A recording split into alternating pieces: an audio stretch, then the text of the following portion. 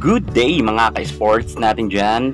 MV Fons, isa sa mga pinakamagaling na outside spikers ng Creamline Cool Smashers at hindi natin yan maikakaila.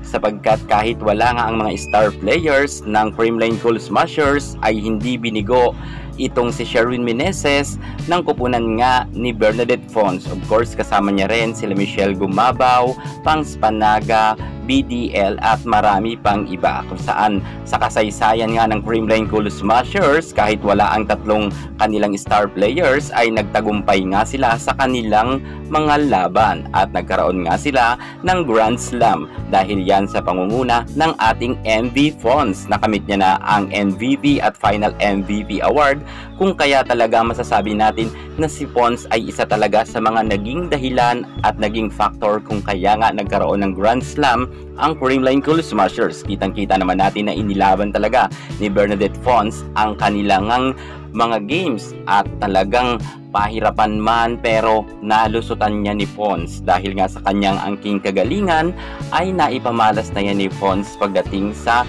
beach volleyball man or indoor volleyball. Ngayon nga ay birthday ng ating beautiful MV Fons, kaya batiin natin siya mga ka-sports natin dyan ng happy birthday. Kaya sa mga fans dyan ni Bernadette Fons, magsilabasa na kayo at batiin na ninyo ang ating nag-iisang MV Fons sapagkat ngayong araw nga ay kanyang kaarawan. Muli, happy birthday MV Fons or Bernadette Fons. At wish na lang namin na sa mga parating ninyong laban sa PBL All Filipino Conference ay manalo uli kayo at magkaroon muli kayo ng Grand Slam.